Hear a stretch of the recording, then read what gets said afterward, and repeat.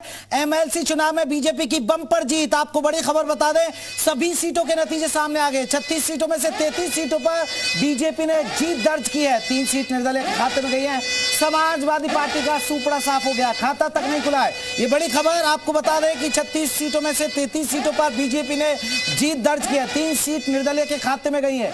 दर्शकों को बता दें कि समाजवादी पार्टी का खाता नहीं खुला है और इसी जीत के साथ बीजेपी का विधान परिषद के अंदर भी बहुमत हो गया है। हालांकि विधानसभा चुनाव में तो उसने बंपर जीत हासिल की, दोबारा सत्ता में वापसी की, लेकिन अब बीजेपी को फायदा हुआ। 36 सीटों में से 33 सीटों पर बीजेपी ने जीत दर्ज किया। हालांकि 3 सीट निर्दलीय खातों में गई है।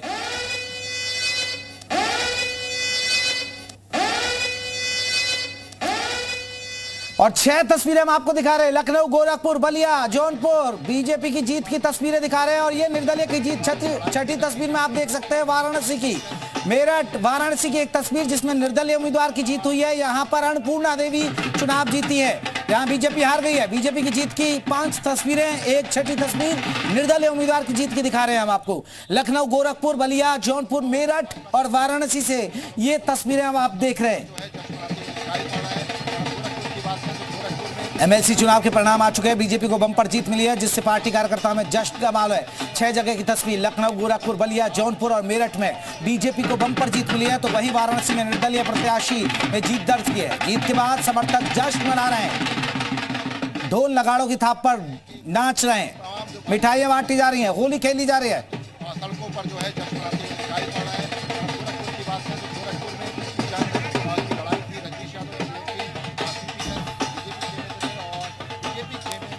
छह तस्वीरों के जरिए बीजेपी की जीत का जश्न।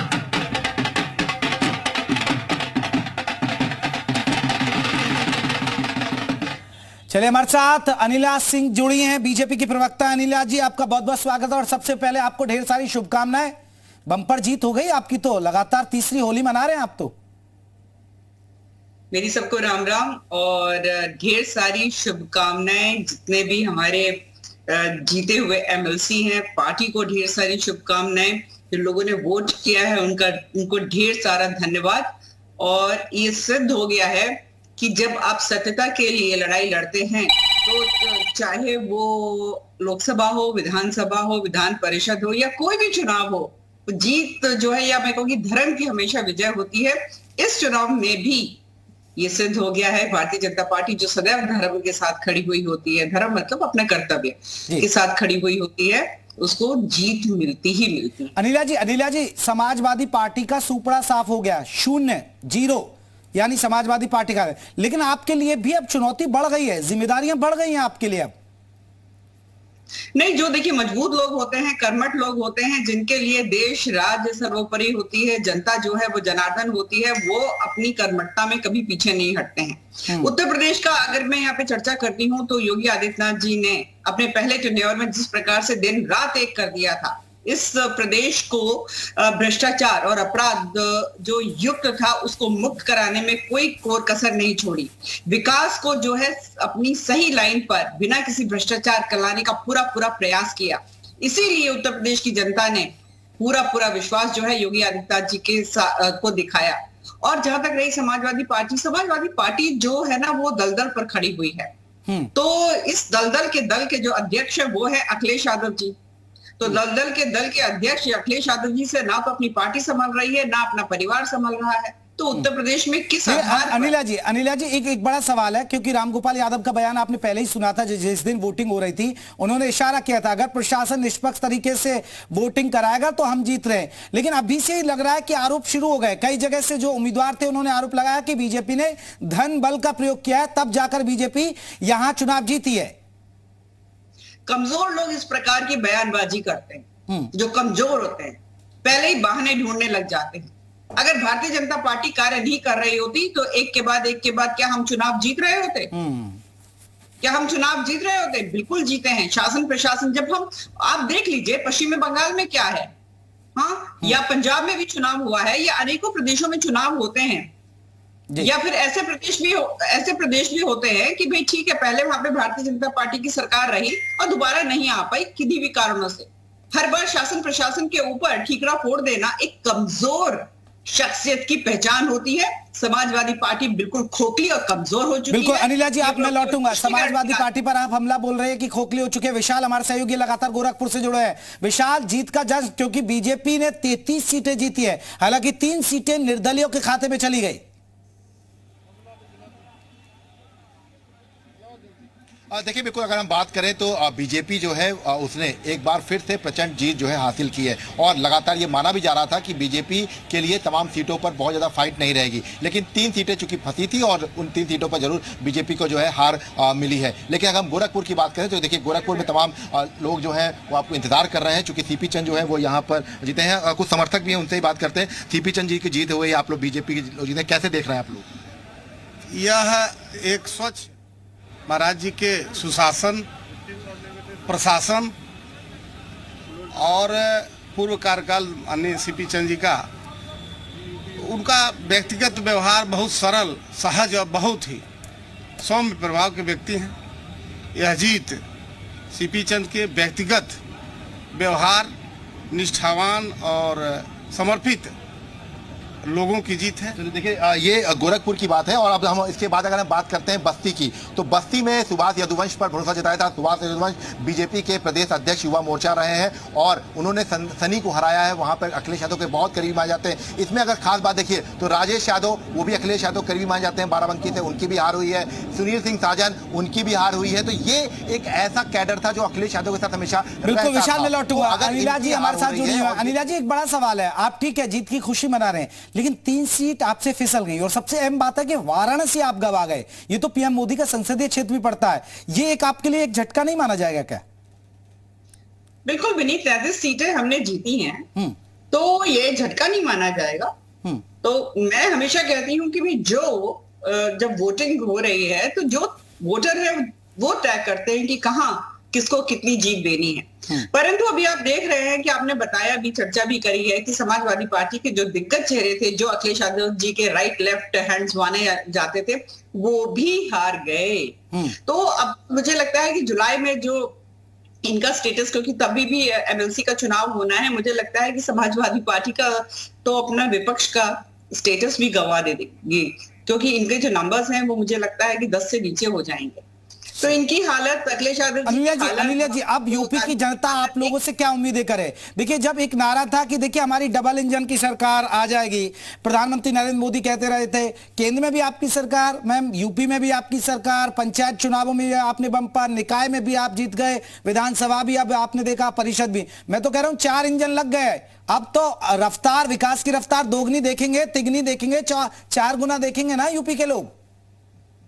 डेफिनेटली आप देखिएगा, अब तक लोग गुजरात मॉडल के बारे में बात करते थे, और उत्तर प्रदेश मॉडल क्या होता है उसके बारे में भी जिक्र करेंगे। हमने देखा है ऑलरेडी बहुत सारे प्रदेशों में योगी मॉडल जो उत्तर प्रदेश का है उसको कॉपी किया जा रहा है। तो आप देखते जाइए, 5 साल के बाद आप चर्चा करिएगा कि 10 साल की जो सरकार योगी जी की रही है, उत्तर प्रदेश किस प्रकार से उत्तम प्रदेश हो गया। यानी कि यहाँ का जो मॉडल है वो लोग जो है उसको फॉलो करेंगे। रुद्र प्रताप दुबे जी हैं, राजनीतिक विश्लेषक है, वो भी हमारे साथ जुड़ गए। रुद्र प्रताप जी, आपका बहुत बहुत स्वागत है। सर, बीजेपी ने 33 सीटें जीती है, 36 में से 9 तो हालांकि निर्विरोध जीत ही गए थे इनके लोग। कैसे देखते हैं आप एक राजनीति के हिसाब से? देखिए, 4 दिन पहले ही मुख्यमंत्री योगी आदित्यनाथ जी ने कह दिया था कि पिछले 4 दशक में सत्ता पक्ष कभी भी इतनी भारी तादाद में विधान परिषद में नहीं रहा है जितना इस बार आने जा रहा है। निश्चित तौर पे बीजेपी ये उम्मीद कर रही थी, या ये कह दें कि उसे पता था कि इतनी बड़ी जीत होने जा रही है। बड़ी बात बीजेपी की जीत को लेकर नहीं है, बड़ी बात ये है जो मुख्य विपक्षी दल है उसको सफाया हो गया है। एमएलसी के इस चुनाव में जनसत्ता दल, जो राजा भैया के नेतृत्व वाली पार्टी है, वो दूसरे नंबर की पार्टी रही। तो सोचना उसको है। भारतीय जनता पार्टी ने अपना वो प्रभाव दिखाया, जिस तरह वो विधान सभा में जीत के आई, लोगों के बीच जीत के आई, तो ये पहले से माना जा रहा था विधान परिषद में उसकी बड़ी जीत होगी। लेकिन जिस तरीके से समाजवादी पार्टी ने घुटने टेक दिए, एक भी सीट नहीं जीत पाई। अगर आप ये कहते हैं सत्ता पक्ष का ये चुनाव होता है, तो कैसे 2 निर्दलीय जीत के आ गए और एक जनसत्ता दल का जीत के आया? तो अगर ये सत्ता पक्ष का चुनाव कहें, अगर हम विधान परिषद को ईवीएम के ऊपर ठीकरा पहुंच दें, तो असल में हम अपनी स्थितियों को सही तरीके से परखने या जांचने की कोशिश नहीं कर रहे हैं। ये चुनाव जो है वो भारतीय जनता पार्टी के एकाधिपत्य को तो स्वीकार कर ही रहा है। ये चुनाव समाजवादी पार्टी के लिए बहुत बड़ा लिटमस टेस्ट बन के निकल बिल्कुल के आया। दुबे जी, आपने एक बहुत बड़ी बात कही कि समाजवादी पार्टी ने वाकई में घुटने टेक दिए, जबकि 3 सीट निर्दलियों के खाते में चली गई। और जब इस तरह कोई एक पार्टी जीत जाती है, और समाजवादी पार्टी जो मुख्य विपक्षी दल है, शुभम हमारे साथ जुड़ गए। शुभम लखनऊ से हैं। शुभम, क्या कुछ है बीजेपी में? जश्न का माहौल ही होगा। बिल्कुल जश्न का माहौल है, कार्यकर्ताओं में पूरी तरह से जोश है। ऐतिहासिक जीत है भारतीय जनता पार्टी के लिए। 2017 के विधानसभा चुनाव में, 2022 के विधानसभा चुनाव में एक के बाद एक क्रमबद्ध तरीके से भारतीय जनता पार्टी इतिहास रचती जा रही है। 2017 के विधानसभा चुनाव में जिस हिसाब से परिणाम आए थे, उस हिसाब से विधान परिषद में हिसाब से भारतीय जनता पार्टी के पास बहुमत की स्थिति नहीं थी। तो बहुत सी ऐसी चीजें रहती थी जिनको लेकर के विधान परिषद में कहीं ना कहीं पेच फंस जाता था, योजनाओं को लेकर के। तो ऐसे में अब ये समस्या एक बहुत ही भारतीय जनता पार्टी की कह सकते हैं कि अब दोनों ही सदनों में एक हिसाब से बहुमत होगा तो किसी भी तरह से जन कल्याणकारी जो योजनाएं हैं वो बेहतर तरीके से जनता तक पहुंच पाएंगे। और अब इसी पर आज सूर्य प्रताप शाही जो मंत्री उत्तर प्रदेश की सरकार में, उनके प्रेस कॉन्फ्रेंस शुरू होने जा रहे हैं। सीधा हम आपको दिखाते हैं, ठीक सामने आप देख सकते हैं इस वक्त। चलिए मैं लौटूंगा, शुभम लौटूंगा। पवन त्रिपाठी हमारे साथ जुड़े हुए हैं मेरठ से। पवन, यहाँ जीत के लड्डू बांटे जा रहे हैं। बिल्कुल, आप देखिए जीत के लड्डू हैं ये, और जीत के लड्डू लेकर बाहर आकर एक एक आदमी को खिलाया जा रहा है, एक एक व्यक्ति को दिया जा रहा है।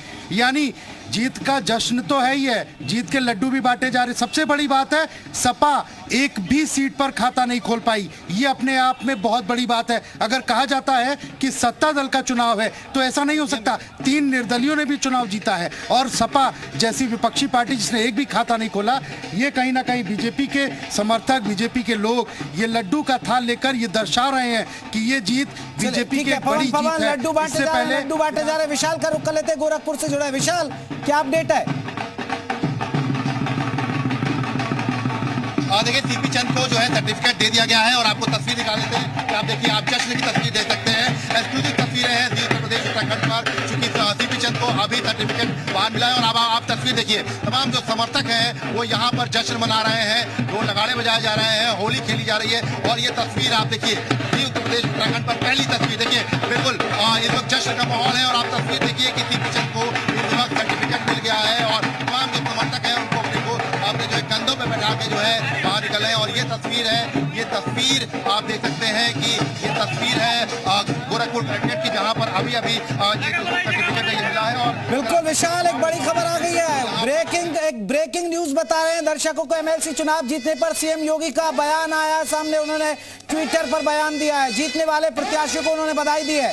एमएलसी चुनाव जीतने पर सीएम योगी का बयान, और जो जीते हुए उम्मीदवार हैं उन्होंने बधाई दी है। सीएम योगी ने ट्वीट करके बधाई दी है। उत्तर प्रदेश के उच्च सदन के लिए उन्होंने लिखा है अपने ट्विटर पर कि नवनिर्वाचित सभी सदस्यों को हार्दिक बधाइयां, शुभकामनाएं दी है उन्होंने। तो सीएम योगी ने ट्वीट करके बधाई भी दे दी है जो उम्मीदवार है, क्योंकि नतीजे आ चुके हैं। 36 में से 33 सीटें बीजेपी जीत चुकी है। 9 सीटों पर पहले बीजेपी निर्विरोध जीत गई थी, और अब सीएम योगी ने भी बधाई दी है, शुभकामनाएं दी है। अनिला जी, एक बड़ा सवाल है, क्योंकि अब ज्यादातर टेस्ट आपने पास कर लिए, एक बड़ा टेस्ट बाकी है। 2024 वाला, उसकी तैयारी? बिल्कुल, उसकी तैयारी लगातार हम लोग करते हैं। हम लोग उनमें से नहीं है कि पार्टी कर लें या विदेश चले जाएं, बिल्कुल भी नहीं। निरंतर कार्य करते रहते हैं, चुनाव बीच में आते रहते हैं, वो चुनाव हम जीतते रहते हैं, कार्य हमारा चलता रहता है। कार्य के बीच में जितने चुनाव आते हैं हम उनके। चलिए 2024 के लिए आप तैयारी बता रहे, मैं आपको लेकर चलता हूं लखनऊ सीधे शुभम के पास, क्योंकि वहां पर मंत्री प्रेस कॉन्फ्रेंस करेंगे जो ये बड़ी जीत हुई है। शुभम, हितों के प्रति समर्पित है, और जब से प्रधानमंत्री के रूप में आदरणीय नरेंद्र मोदी जी आए 2014 से, लगातार एक रणनीति और योजना बना करके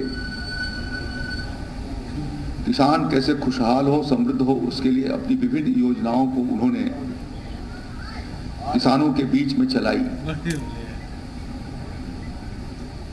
और धन्यवाद उनको इसलिए देना चाहता हूं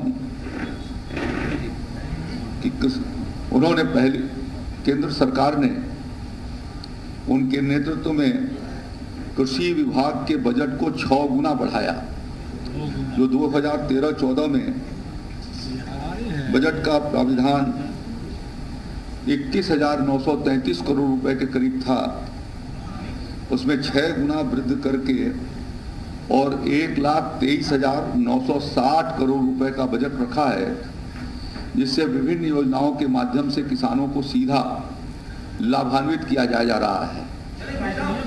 इसमें इसके अतिरिक्त जो उन्होंने योजनाएं चलाई, प्रधानमंत्री किसान सम्मान निधि, हमारे देश के किसानों को साहूकारों के पास जाना पड़ता था।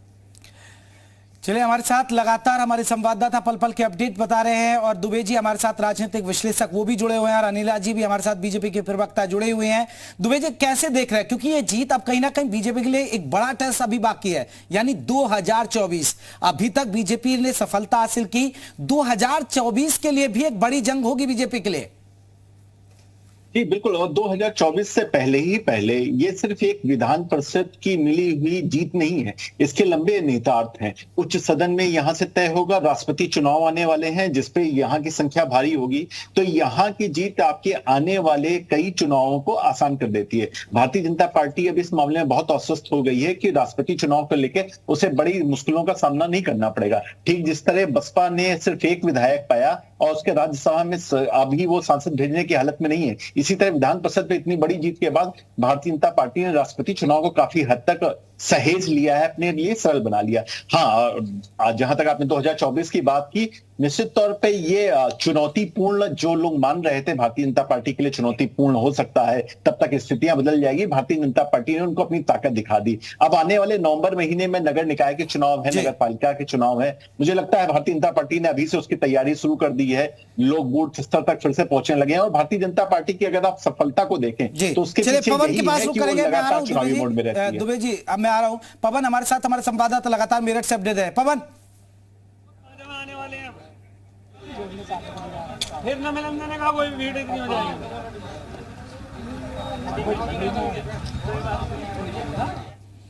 तो ये तस्वीरें जश्न की हम दिखा रहे हैं, बीजेपी कार्यकर्ताओं में जश्न की तस्वीरें। पवन मेरे सवाल सुन पाए आप? जश्न मनाया जा रहा है, लड्डू बांटे, बिल्कुल फिर से एक बार अपना सवाल। लड्डू बांटे जा रहे हैं, जश्न, बिल्कुल जश्न मनाया जा रहा है, लड्डू बांटे जा रहे हैं, बिल्कुल जश्न मनाया जा रहा है, लड्डू बांटे जा रहे हैं और हाथों में फूल माला लेकर अपने जीते हुए प्रत्याशी का इंतजार हो रहा है। यहाँ पर ढोल नगाड़े आ चुके हैं, रंग आ चुके हैं और साथ ही साथ ये देखिए हाथों में फूल माला लेकर कहीं ना कहीं अपने जीते हुए प्रत्याशी का इंतजार हो रहा है कि सर्टिफिकेट लेकर वो बाहर आए और सभी लोग जो है उनके साथ जश्न मनाए। आप देखिए कि यहाँ पर अब सरकारी अधिकारी निकल रहे हैं और अब धीरे धीरे कैंडिडेट जो है वो आने वाले हैं और कहीं ना कहीं जो कार्यकर्ता हैं, जो समर्थक है, वो बहुत ज़्यादा खुश हैं और साफ तौर पर इस बात की खुशी है कि बहुत बड़े अंतर के साथ जीत हुई है। 3708 वोट अकेले बीजेपी के कैंडिडेट को यहाँ पर मिले हैं और अगर सपा कैंडिडेट की बात करें तो 250 वोट के अंदर वो सिमट गए और सबसे बड़ी बात है, इसीलिए इन सारी चीज़ों को देखते हुए कहीं ना कहीं जो समर्थक है वो बहुत ज़्यादा जश्न मनाते हुए, बहुत ज़्यादा खुशी में मेरठ गाजियाबाद में साफ तौर पर दिखाई दे रहे हैं। जी चलिए पवन, आप बने रहिएगा, आगे बढ़ते हैं। गोरखपुर की बात कर लेते हैं। पहले गोरखपुर सीट से बीजेपी प्रत्याशी सीपी चंद्र की जीत के बाद जश्न का माहौल है। जी मीडिया की एक रिपोर्ट देखिएगा, सीपी चंद्र की जीत पर किस तरह जश्न का माहौल देखने को मिला गोरखपुर में। उत्तर प्रदेश में अमेठी चुनाव के नतीजे घोषित हो गए हैं और गोरखपुर में भाजपा के जो तमाम समर्थक हैं वो इस वक्त जश्न मना रहे हैं। आप तस्वीरें देख सकते हैं कि इस वक्त तमाम जो भाजपा के समर्थक हैं वो ढोल नगाड़ों के साथ सड़कों पर जो है जश्न मनाते हुए दिखाई पड़ रहा है। गोरखपुर की बात करें तो गोरखपुर में चंद्र की लड़ाई थी, रजनीश यादव सीपी चंद्र बीजेपी खेमे थे और बीजेपी खेमे ने इस बार अमेठी चुनाव में बेहतर नतीजे दिए हैं और ये बताया कि गोरखपुर सीट से बीजेपी प्रत्याशी जीतने के बाद जश्न का माहौल है वो सड़कों पर दिखाई पड़ रहा है। कैमरामैन अमन शाहिद, विशाल रघुवंशी, जी मीडिया, गोरखपुर।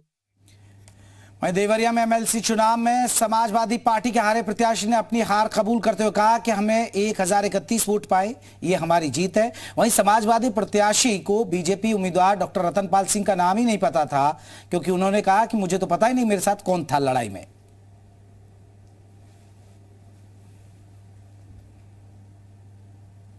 तो आज देखिए 1031 वोट पाए, तो हार नहीं है, हम जीते हैं बिना पैसे के, बिना बल के, बिना प्रलोभन के।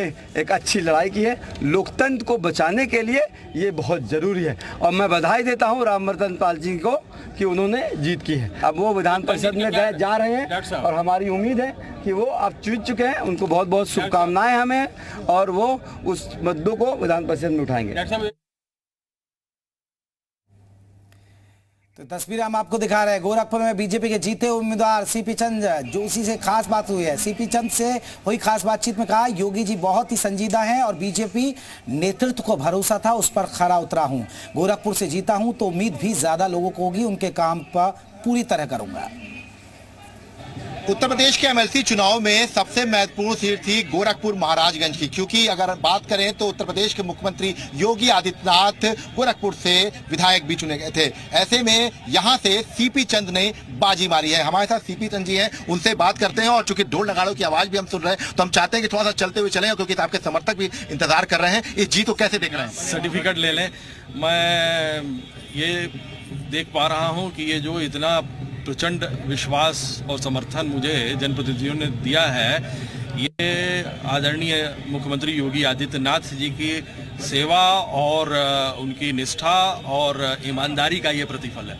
आप जब पिछली बार जब चुने गए थे तो निर्दलीय थे, इस बार बीजेपी खेमे में है, और ये कहा जाता है कि जब बीजेपी में आ जाते हैं तो जिम्मेदारियां और बढ़ जाती हैं। तो अब किस तरह की जिम्मेदारियां रहेंगी? क्योंकि देखिए, ये बिल्कुल सही बात है। भारतीय जनता पार्टी जो है पूरी तरीके से जनता के लिए समर्पित पार्टी है, और वो 12 महीने 24 घंटे जनता के हित के लिए समर्पित रहते हैं, उनके लिए प्रयत्नशील रहते हैं। तो भारतीय जनता पार्टी का एक गौरवशाली पार्टी का एक कार्यकर्ता और सिपाही होने के नाते एक जिम्मेदारी हमारी बढ़ जाती है कि जनता की सेवा करने के लिए हम तत्पर रहें, 24 घंटे तत्पर रहें।